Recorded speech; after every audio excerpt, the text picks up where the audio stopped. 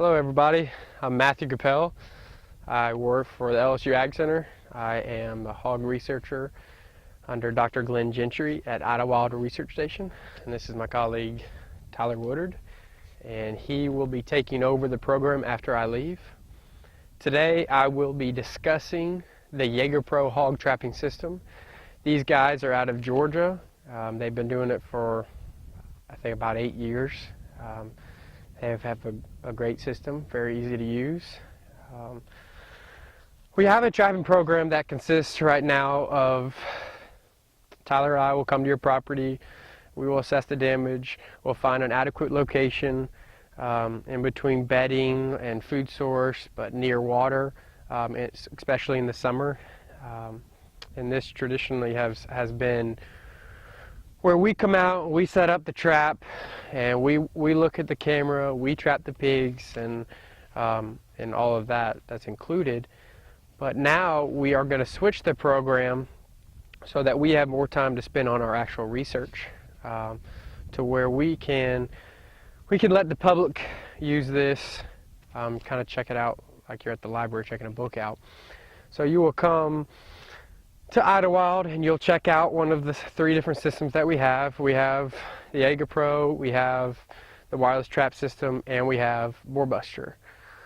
So when you come check this out, you'll need to bring a trailer to haul 8 panels, a gate, a feeder, T-post, and then all the electronics that go with it. And once you have that loaded up, you'll want to go to your property, find an adequate location that's very accessible for vehicles in the future in case you want to donate the pigs to us alive. And I'll get to more of that later on in this. But now, once you've found your spot, you need about a 30-foot in diameter area to set up your corral, your feeder, and your gate. You'll want to put your T-posts. Now these T-posts will be provided because they're extremely large. They're 10-foot T-posts. We put it about 2 foot in the ground. It was 8 foot above ground. You'll need a ladder. We don't provide the ladder. You'll need a safe, sturdy ladder and safe, sturdy ground for using it. The next step after you put the T-posts in the ground, we put that in the ground already just for sake of the video. You'll take the T-post mount that you'll be given. You will unscrew the back screw, take out the top T, slide it over the T-post where you have 3 rungs above it. Take this with the notches at the top, put it on the back and slide it down. It's that easy. And you take the screw and screw it back in on the back and snug it up against the T-post.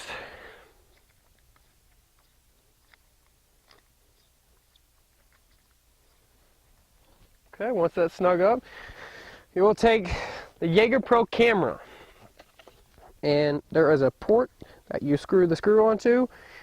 You twist it about 3 times, and there is a backing nut on the bottom that you'll back it up to the top to make sure it's secure, because we have actually had coons mess with these and break these mounts and jump on them. So if you screw that backing up, make it tight, even if they just bump it a little bit, it won't mess you up.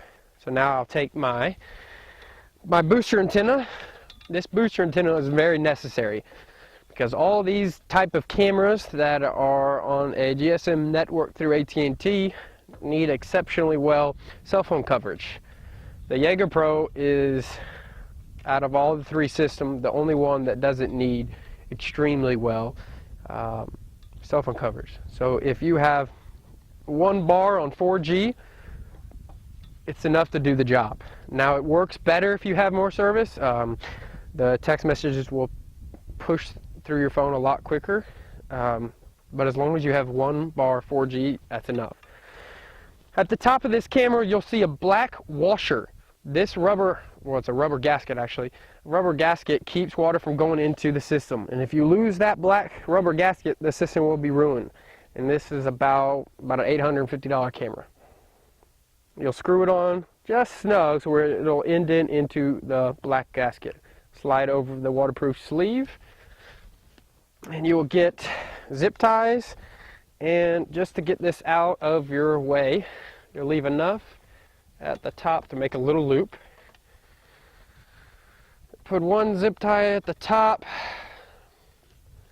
So that booster antenna is held at the top of the painter's bowl, and this will be provided as well. And you can do this later, but just for the video I'm not doing that. But so the next part is not the trickier part, but one of the most important parts. This is the Jager Pro system. As you can see, there are 12 batteries, and the only batteries that you can use with this system are AA Ultimate Lithium, because they give you the most amount of usage. I have done a study where with one full set of these batteries, it takes about 840 photos before it runs dead. They came out recently with an external battery source. So this is Jager Pro's battery source. It comes with a 6-volt battery. You want to plug the positive and the negative up to the battery. Make sure that all these cords are out of the way. There's a black rubber gasket to keep it waterproof. Plug it back, or yeah, do that. And you want to, hold on one second. You want to zip tie this up to your T-post, and you'll let it hang. And after I finish explaining this, you'll plug this up. And the reason I talked about this now is because right now they have 12 batteries in here, but with this system, with the external battery source, you only need the far 4 on the left. So the far left 2 columns. So these are just extra. But let's say you plug this in and this runs down in a month or so, and for some reason you're still trapping.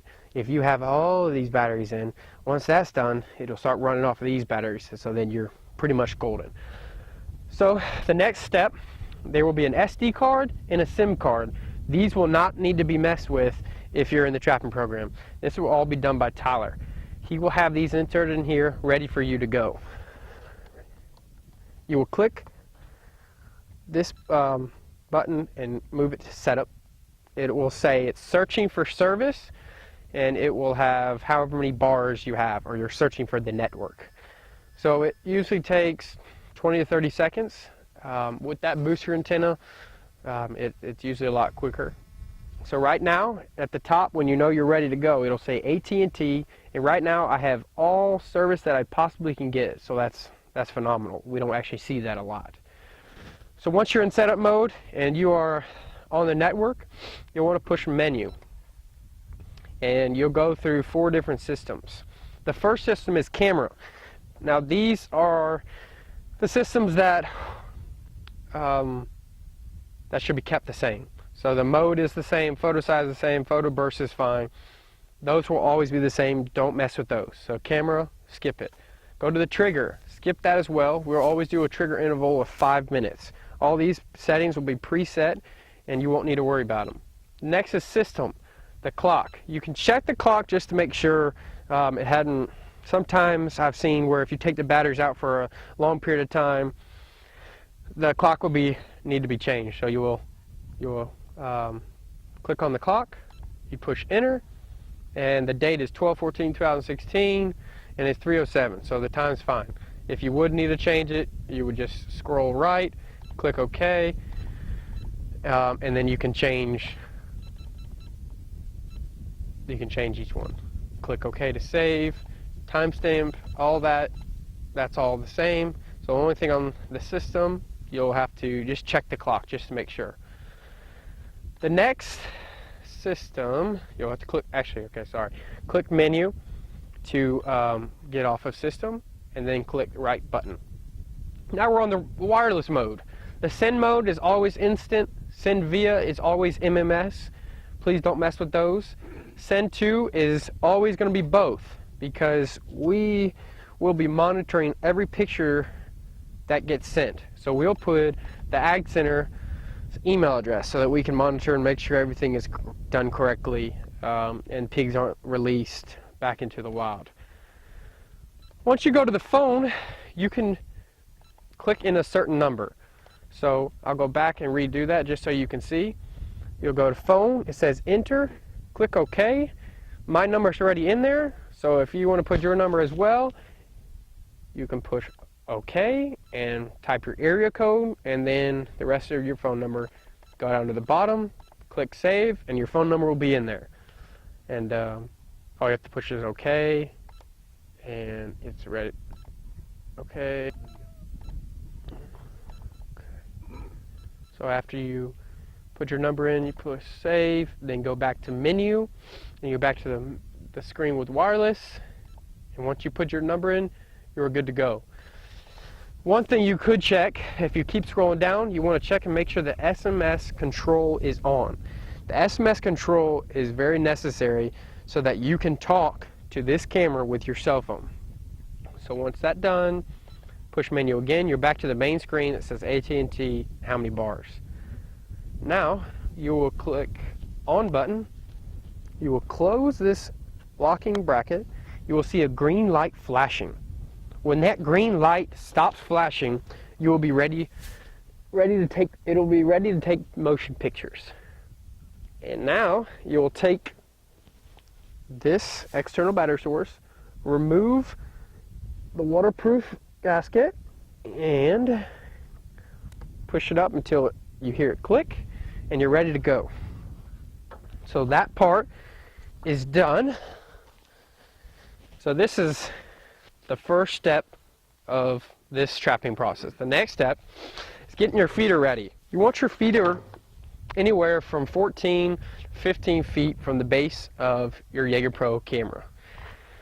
These are very convenient because you can climb up, you unhook this latch, you put your whole shell corn in there, and come back down here, and you will plug in your negative first, and then your positive. Hit program, and it says it's ready. You want to click one button up to check the clock, change the clock as you see fit. You have feed 1, feed 2, feed 3, and 4, 5, and 6, 7, 8. So I got a lot of feed times. We don't use all those. We only use 3 feed times. The first feed time that I put, I'll change it to usually about 7 o'clock, because the earlier that you can get them used to this feed source, the earlier, well, the easier it makes for you not to have to stay up so late to actually trap pigs. So let's say the first feed time I set up, it's 7. Now these are all, it's my preference, so whatever you feel comfortable doing and whatever you think the pigs will be able to come to easier, that's up to you. So I'll do 3 feed times. The first feed time at 7 p.m., next feed time 9 p.m., and then the third feed time, it's a personal thing, I like to put a feed time about 30 minutes before light. That way there's food for sure on the ground when the pigs come back that night. And you'll want to make sure at the bottom it says that it's feeding every day. So I'll walk you through one of them. Let's see. So feed 1, it says 7 a.m. You click program. All the way at the bottom, it's going to scroll through. Now, actually, it's hard to see for some reason, but you want to do every day of the week. Hit program, it's set. Now it says 7 a.m. You want to scroll all the way to 7 p.m. Set, and the duration. So how long you want that to spin? I usually do about 10 seconds.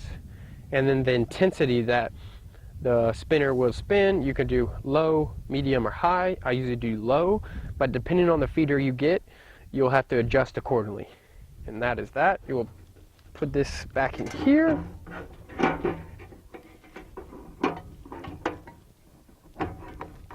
You have it on ready mode. You will close this, and then for the future, we will give you this battery separately, because if you put that battery in there in the back of your truck and you're bouncing around, it's likely to damage some of the motor or some of the wires. So we ask that you taking that into consideration and take the battery out. All right, so this is the third step in the trapping process. We are going to erect the corral and the Jager Pro gate. So the first thing you'll need to do is set up your gate. This will definitely take 2 people. One person will sit there and hold the gate. I grab this panel and this rigid pipe. You'll slide the rigid pipe through both of these rungs and pull the gate close, right to the back, so where it's right in line with this Jager Pro gate. After sliding the pole, line it up. You will take the half-inch U-bolts. You will take the first one, slide it through this, come on the back side, take your bracket, close it shut, take your half-inch nuts and screw them on. You will take your half-inch socket, but we have an impact wrench, and you will tighten it snug because you don't want the pigs getting out. Okay, you take the second one. I'll let Tyler do this. I'm going to explain on the bottom. There's a threshold underneath the gate itself. So underneath the gate, there's a little piece of metal. And a hog doesn't like to walk over any kind of threshold, even logs or metal or anything like that. So most traps, 4x8 traps that you see have mesh bottoms. It's harder to get pigs into them. So what we like to do is, for the purpose of the video, we didn't dig a trench, but you would dig a trench about 8 foot wide, and you will set this trap, the threshold in it, and cover it so that it's nice and flat. Just of what we've seen and what actually Jager Pro recommends, you'll have a higher chance of success once the threshold is covered. So now we'll finish up with the U-bolt.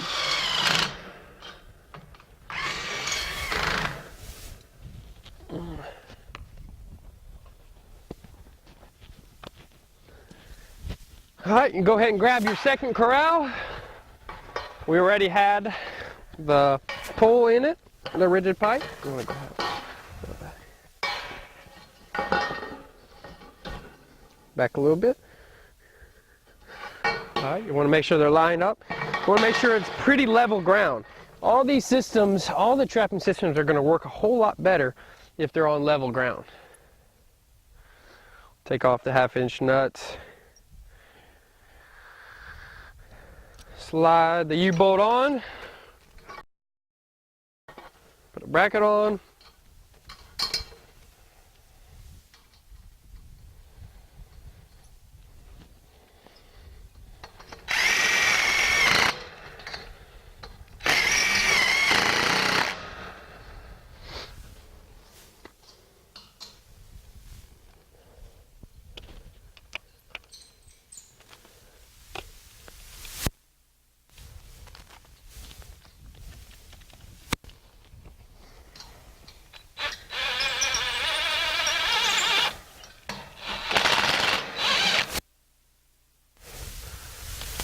Like I said,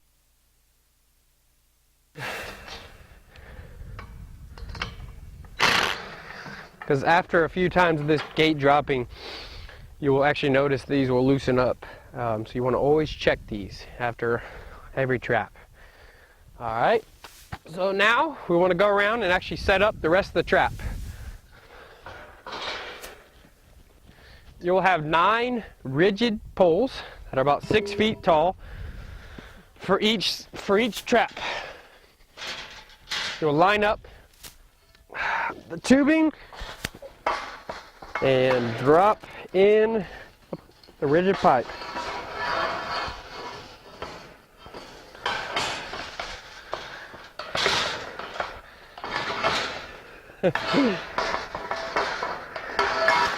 That's why you want it to have really level ground, because otherwise it can be very annoying.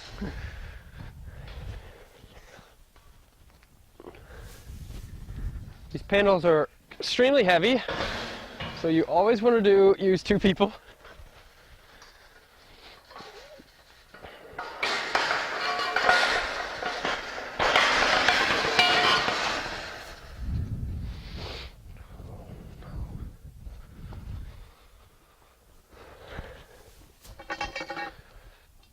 Some of these have augers on them. And the reason they have augers is because we used to auger every single one of these panels down. But then we realized that was not necessary, because once these are locked in, they're not going anywhere. We just haven't taken off some of the augers yet.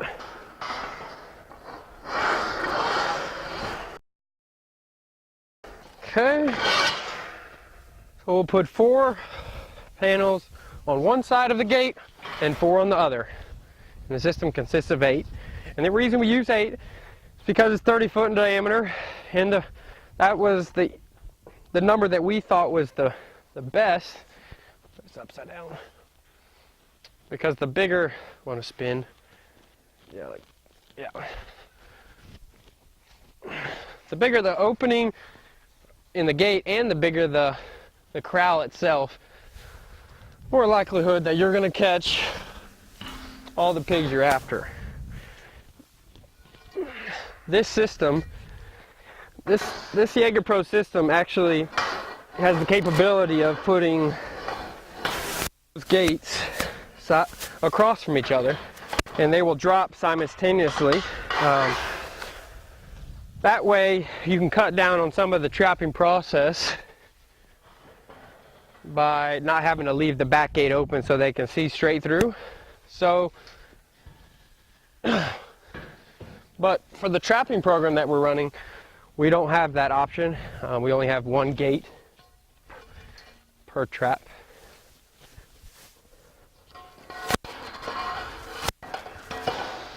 And there is a front and a back to these panels. The front is a welded carbon mesh, and it sits on the front side of this tubing. So the front side is always facing in on the trap. The front and the back, and there is a correct way. Some of the pipe that is the shortest to the top, right here, has only about 1 inch or 2 inches, is on the top, always on the top. Every single one is on the top, and the mesh is always in the front, facing forward. So when they hit it, they're going against the tubing. And these panels are made by AJ Roy, and they're extremely helpful in this program that we've been. Okay. At this point, you'll see we'll leave these gates open. Later on, we'll close them, make sure there's no 90-degree angle so that pigs can't climb up on top of each other and escape. So now, if Tyler will go to the gate, he will lift the gate. We will show you how to do this safely. It takes two people. You need 1 person to grab this and flip it all the way up and pull this down so it's ready. If Tyler lifted the gate, until there's a lever in here that there's like a little notch, and when it's sitting on top, you're ready to go. And you got to watch this. This has to go all the way forward, otherwise that could happen. So you want to make sure it's all the way up, and these need to be greased. Most likely we'll have them greased for you, but if you see that they're catching a little bit, we might need to get some grease on it. So now this system right here, this is ready to trap, and it's all controlled by this control box. After the gate is set, you will open a Jager Pro waterproof box. Inside has a contraption to pull this once a pulse is sent to it, and the pulse is sent by our cell phone. So this is their control box. You want to put your battery inside, negative first, positive second.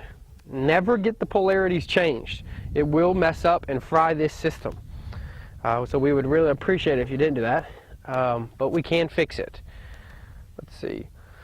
For the next process, we need to sync this control box with that camera. So this is a two-part step. So I'm going to go to the camera, and Tyler is going to click this black button, and it will come on red. I will be over there, and I will turn off the system, turn it back to setup, wait for the AT&T symbol to come back on, and to wait for it to have service completely.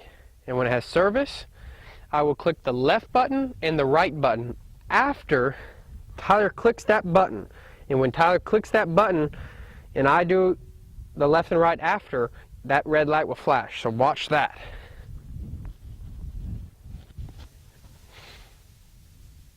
It takes about 20-30 seconds.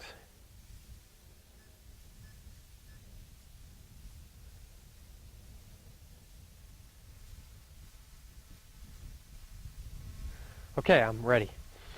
So now I'll have Tyler click the red button. Tell me when you click it. I'll push the left and the right button. Is the lights flashing? The lights are flashing. We are synced. So now, with my cell phone, I can talk directly to that box pretty much anywhere in the world. I'll click on, close the box, plug my external battery source back in.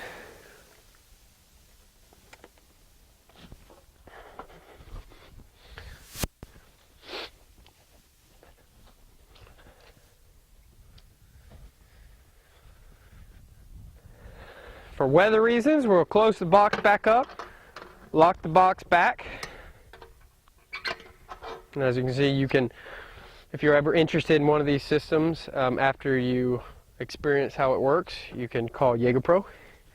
Now we are ready to start the next process, which is camouflage. After you vary a threshold, you'll want to take some kind of camouflage. We usually like to take some invasive species like tallow tree or privet or sweet gum, and we will strategically place them to where this squareness, which an adult sow will actually notice and know that it's bad.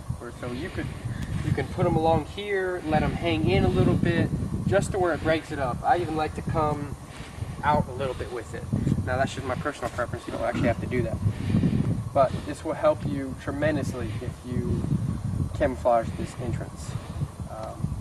What it can also help is, before you even pick this spot, is to try to be selective on trap placement when it comes to maybe a little bit in the woods or right along the edge, so that half of these panels are kind of hidden already. At this point, you are on the second part of your process where you have everything set up. The back gates are still open.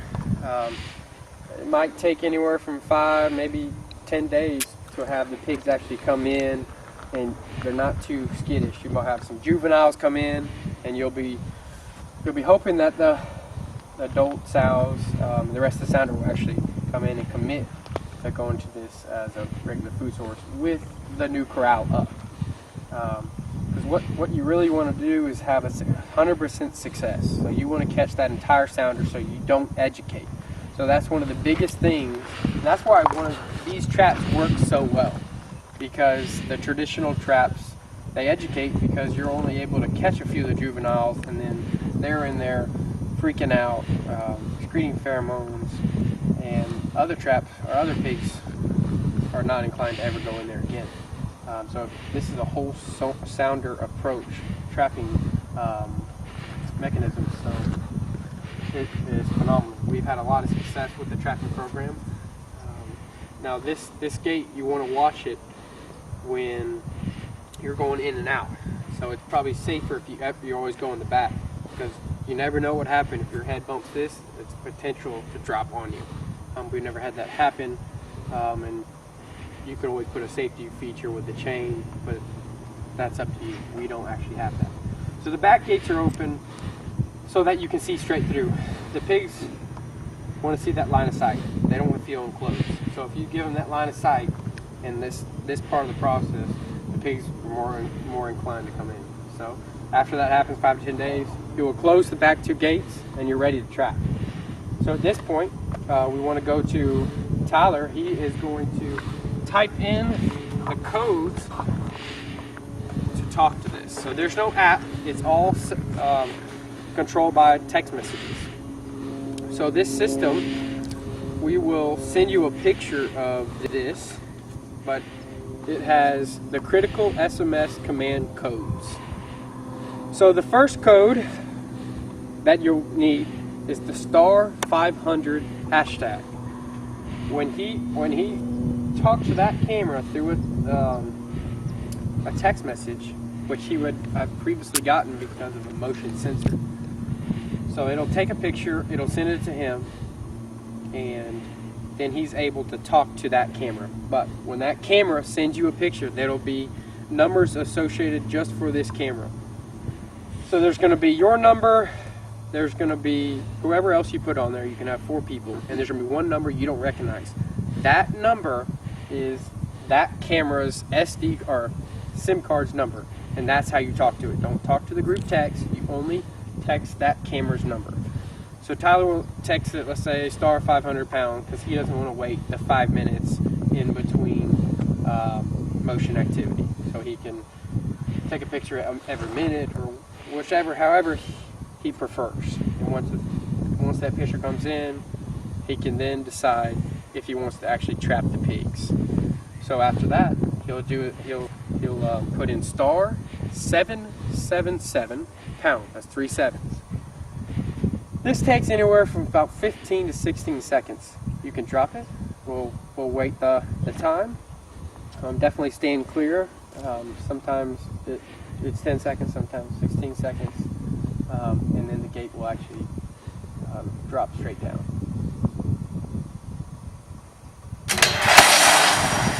And then now, it's craziness in there. Pigs are running wild, banging against there. And the next day, you can go out there and dispatch of the pigs humanely. And so after you do star 77 pound, you will actually get a code sent back to you. It'll say RF trigger. And if you don't get that code, something's wrong. Just call Tyler and he'll figure it out. Let's see. After you have the pigs, you will humanely euthanize them, and you can consume them or anything you want, but they cannot leave this pen alive. There is another option. If we need pigs for our research here at Idlewild Research Station, we will kindly ask if we can remove them alive. Now, we can do this only because we have signed up for a transporter's license, and we have a transporter's license, and we've also got a feral swine holding facility permit, and anybody can apply for it. It just has to be regulated and checked, and we pass the test. We have hot wire fence and high fence and the works, so we've never actually lost any pigs, and that's a good thing, because the reason we're doing all this trapping is because the feral population has exploded recently. So after that, after you've trapped the pigs, remove the pigs, shooting or letting us come get them alive, you'll want to go in there and remove all the feces. And the reason we say this is because when they're in there freaking out, after they know they're caught by now, they're excreting pheromones through their feces. And if you leave those pheromones in there, it will let other pigs know. Any pigs that you didn't catch or haven't been to the area yet. So about 8 out of 10 times, we will remove the feces and we will catch pigs the next night. So I highly recommend that you remove the feces after each trapping. So you remove the feces. You don't necessarily have to remove the blood. Now, if you're there ready with the bucket, remove the feces. I'll scoop up some blood just for the kick of it. But that usually doesn't deter them. We've trapped pigs with pigs. So it's not always the blood. Now, some pigs, that's a different case, but not always. So after you trap the pigs, you'll raise this back up, do all the feces work, fill the corn, check the feeder, make sure it's still spinning, make sure it doesn't have anything stuck in the spinner, and then you're ready to trap again. One big thing, which is huge, this battery that's in this gate never transport this battery inside of the control box because it will damage very expensive hardware. So when we give you this gate, the battery will be removed, and when you bring it back to us, we expect the battery not to be in there, so that it doesn't damage the system. Another helpful tip is, once you have this corral up, we never put corn on the outside of the corral. That way, some pigs, if they think that the corn's always going to be out here, they will never go in. I believe that's it. Thank you.